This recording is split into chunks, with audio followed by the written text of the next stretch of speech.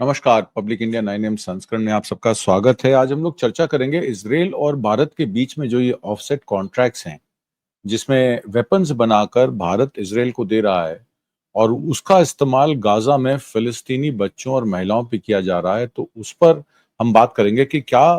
भारत के पास ऐसा एकाधिकार है जिसमें वो अपने डिफेंस एक्सपोर्ट्स के जरिए खुद को वित्त पोषित कर रहा है, पर गाजा में जो हो रहा है उसको वो नजरअंदाज कर रहा है, ठीक से नहीं देख रहा है। इसराइल ने रॉकेट लॉन्चर खरीदने के लिए प्राइवेट इंडियन आर्म्स कंपनी एनआईबीई के साथ करोड़ों का अनुबंध किया है। डीआरडीओ ने एनआईबी के साथ Pinaka multi barrel rocket launcher MBRL के लाइसेंसिंग एग्रीमेंट और ट्रांसफर ऑफ टेक्नोलॉजी समझौते पर हस्ताक्षर किए हैं।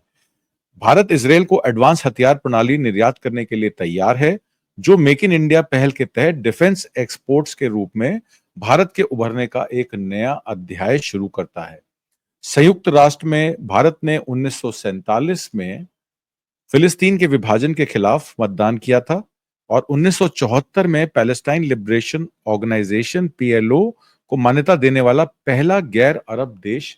बन गया था। शीत युद्ध के बाद सोवियत संघ के पतन के साथ भारत के नेताओं ने अमेरिका के साथ मजबूत संबंधों की मांग की और यह स्पष्ट था कि वॉशिंगटन के साथ संबंधों को बेहतर बनाने के लिए इजराइल के साथ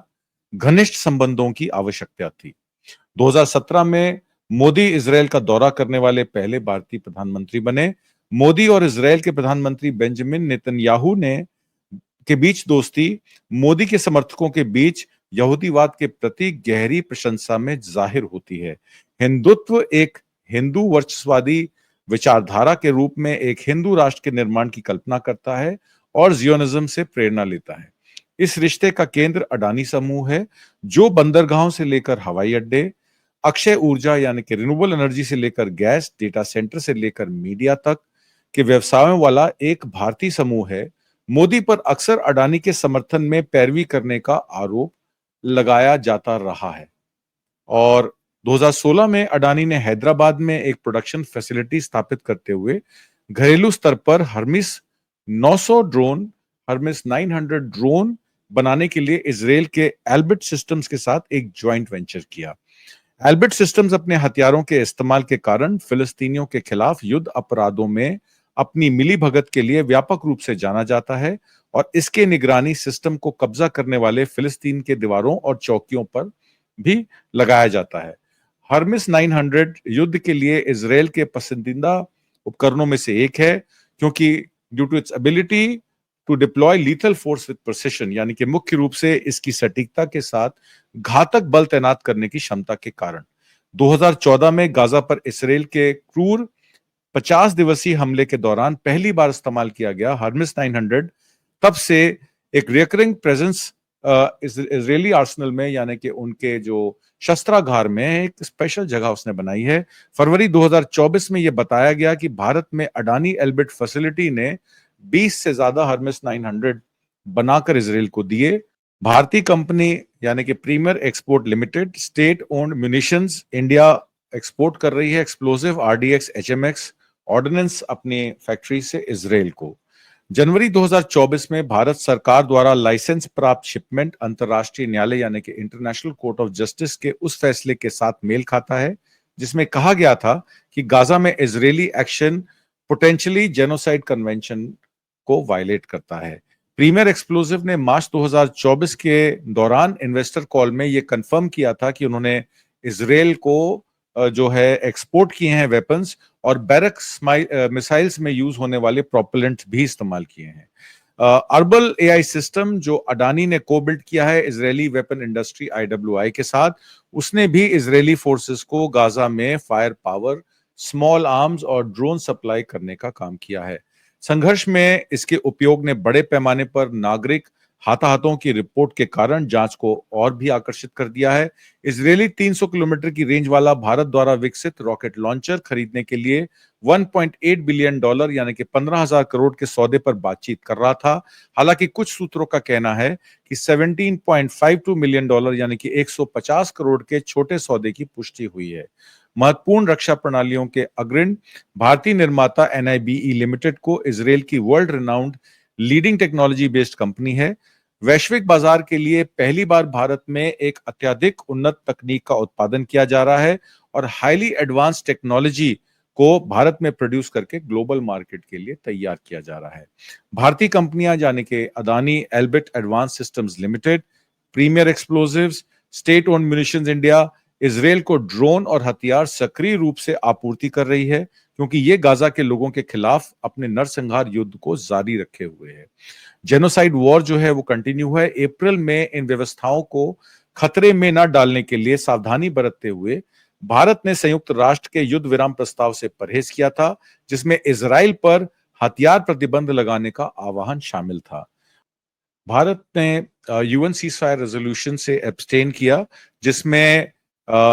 इजराइल पे आर्म्स रखने के लिए या वेपन्स खरीदने के लिए एम्बार्गो लगाने की बात चल रही थी। बदले में इजराइल ने कंटिन्यू अनइंटरप्टेड सप्लाई दी है मिलिट्री इक्विपमेंट्स को भारत में, और अपनी कमिटमेंट दिखाई है आर्म्स एक्सपोर्ट की $1.5 बिलियन के दूसरे देशों में बिजनेस देकर अक्टूबर 2023 से अब तक लेकर 2014 में प्रधानमंत्री नरेंद्र मोदी की सत्ता में आने के बाद भारत इजराइल के हथियारों के व्यापार में एक प्रमुख खिलाड़ी बन गया है। दुनिया के सबसे बड़े हथियार आयातक के रूप में दक्षिण एशियाई देश इजराइल का सबसे विश्वसनीय किरदार बन गया है, जो इससे कुल हथियार निर्यात का 37% हिस्सा खरीद रहा है।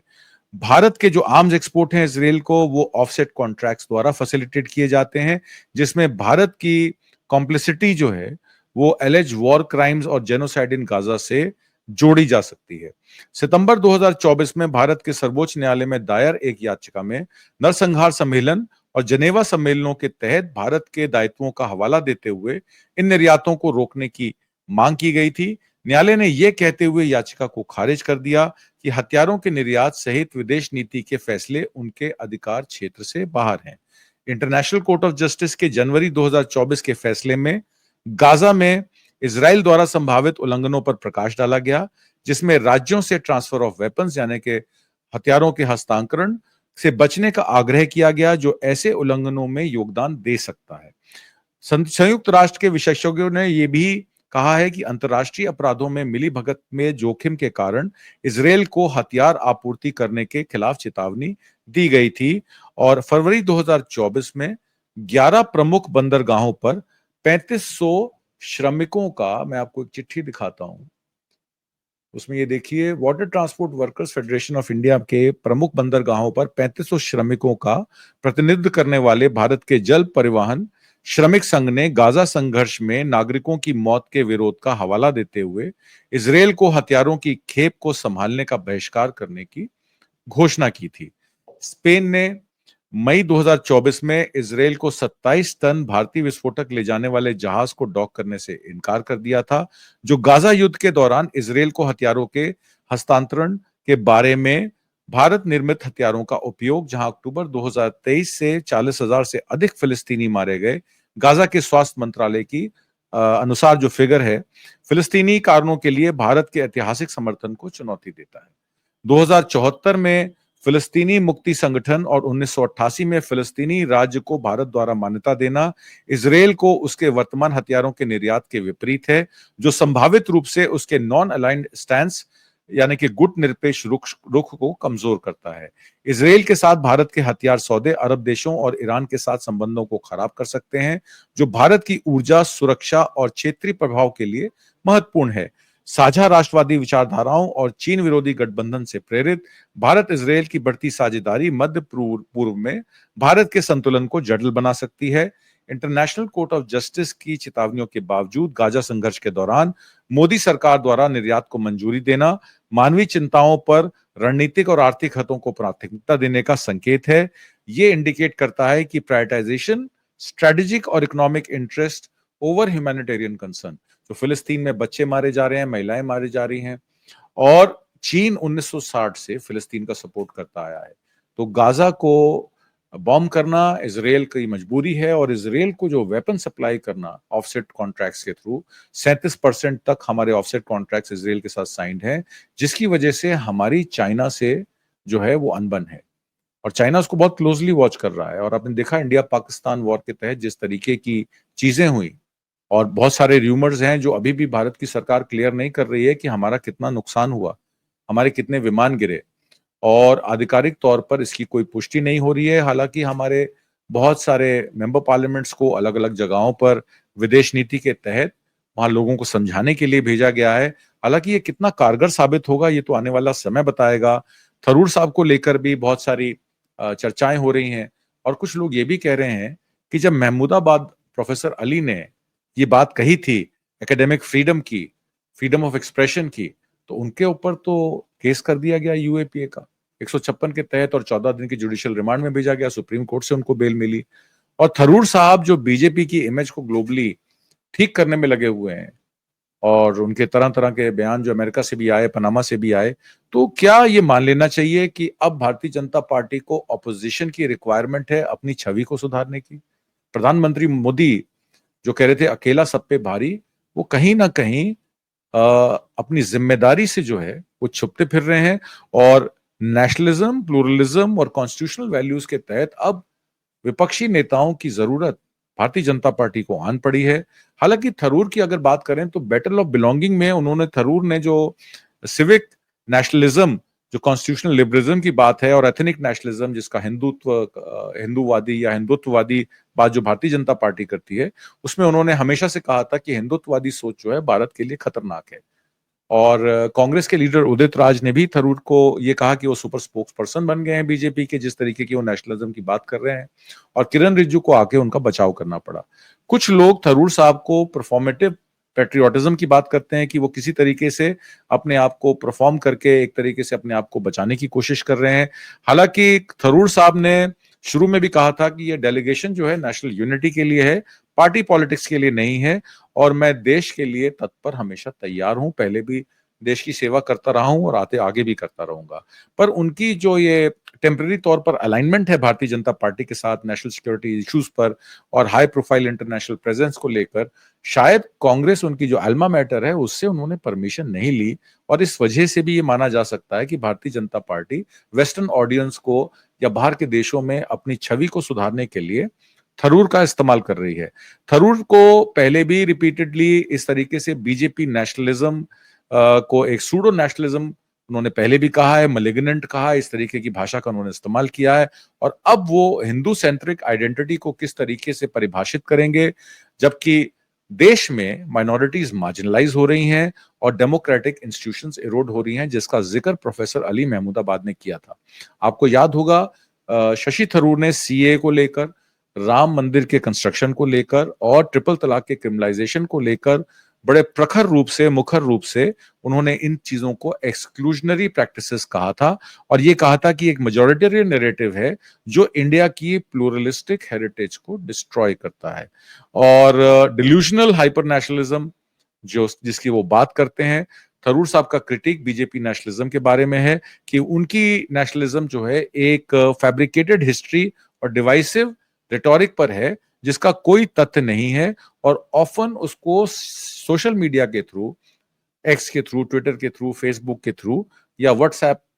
के थ्रू उसको परिभाषित किया जाता है। और उन्होंने कहा था कि बीजेपी की जो लॉयल्टी है वो देश के प्रति ना होकर अपने पार्टी और अपने प्रधानमंत्री के प्रति है, कि अगर आप देश से प्यार करते हैं तो पार्टी, भारतीय जनता पार्टी की सरकार और उसकी पार्टी से भी आपको उतनी ही मोहब्बत दिखानी पड़ेगी। हालांकि ये नैरेटिव जो है वो इफेक्टिव कितना हुआ मोबिलाइजिंग सपोर्ट करने के लिए, इस पर भी प्रश्न चिन्ह है, क्योंकि बीजेपी की इलेक्टोरल सक्सेस ईवीएम के साथ छेड़खानी करने की बात को भी दर्शाती है। थरूर का जो नेशनलिज्म है वो ये कहते हैं कि भारतीय जनता पार्टी का जो नेशनलिज्म है वो अनसस्टेनेबल है। हालांकि बीजेपी सपोर्टर्स जो हैं वो आर्ग्यू करते हैं कि पार्टी का नेशनलिज्म जो है वो सिग्निफिकेंटली लार्जर पॉपुलेशन, यानी कि 80-20 का नारा जो योगी आदित्यनाथ ने दिया था, तो कि 80-20 के साथ वो परिभाषित होता है, और कल्चरल प्राइड जो हिंदुत्व की है उसको वो करेक्टिव परसीव करता है जो आज तक इनजस्टिसेस हुए हैं। बीजेपी की जो एबिलिटी है इन पॉलिसीज को फ्रेम करने की, वो एक पेट्रियोटिक या देशभक्ति के ऊपर है, जिसमें मोदी का जो पर्सनालिटी है उसको कहा जाता है कि मोदी से बड़ा देशभक्त कोई नहीं है। हालांकि इस पर काफी डिबेट हो सकती है, ये क्या डिल्यूजनल है या एक पर्सपेक्टिव है जिसको जब चाहा इस्तेमाल कर लिया और जब चाहा उसको छोड़ दिया। हालांकि बर्कले पॉलिटिकल रिव्यू ने ये नोट किया है कि बीजेपी का हिंदू नेशनलिस्ट आइडियोलॉजी जो है वो अपनी पावर्स पेट्रियार्कल बिलीफ्स में यानी कि मनुस्मृति से उसको लेता है और नॉर्मली जेंडर वायलेंस और ऑब्जेक्टिफिकेशन ऑफ वुमेन पर जो है वो चुप है, बोलता नहीं है। आपने तमाम केसों में देखा किस तरीके से इनके सभासद, एमएलए, एमपी महिलाओं के साथ किस तरीके का व्यवहार करते हैं, इससे कोई छुपा नहीं है। इसमें बीजेपी के एमएलए विक्रम सैनी जो 2019 में जिन्होंने कमेंट किया था कि कश्मीरी लड़कियों से शादी करेंगे जब आर्टिकल 370 हटेगा, और उसके बाद जिस तरीके का आपने देखा कि मुंबई दिल्ली एक्सप्रेस वे पे किस तरीके से इनका एक सभासद कार्यकर्ता अजीब सी हरकत कर रहा था और वो वीडियो जो है वायरल हुआ, तो ये कहना जायज होगा कि जेंडर वायलेंस को लेकर भारतीय जनता पार्टी जो है वो बहुत प्रतिबद्ध नहीं है। बीजेपी का कल्चरल एजेंडा अपनी ट्रेडिशनल हायरार्कीज को ही परिभाषित करता है और प्रोग्रेसिव वैल्यूज, जेंडर इक्वालिटी पे ध्यान नहीं देता है। हालांकि थरूर का इस्तेमाल उनकी अच्छी अंग्रेजी, उनकी यूनाइटेड नेशंस की बैकग्राउंड और अपील को लिबरल ऑडियंस तक पहुंचाने में कारगर साबित हो सकता है। बीजेपी ने थरूर साहब को डेलीगेशन में एक moderate, pluralistic, socialist, secular face को लाने की कोशिश की है ताकि भारतीय जनता पार्टी की एक्सेप्टेंस अमेरिका और जो साउथ अमेरिकन कंट्रीज हैं उसमें ज्यादा अच्छी दिखाई दे। मोदी जी का जो रिसेप्शन हमेशा वॉशिंगटन में होता है, उसमें इंडियन डायस्पोरा हमेशा मोदी मोदी, हौडी मोदी के नारों से करता है, और ये कहना उचित होगा कि फ्री स्पीच और माइनॉरिटी राइट्स को लेकर जो प्रोफेसर अली ने महमूदाबाद ने बात की थी, जो अशोका यूनिवर्सिटी के प्रोफेसर हैं, उस पर भी पब्लिक को जो है अपनी स्टैंप लगानी चाहिए, ध्यान देना चाहिए कि सिर्फ कहने से नहीं,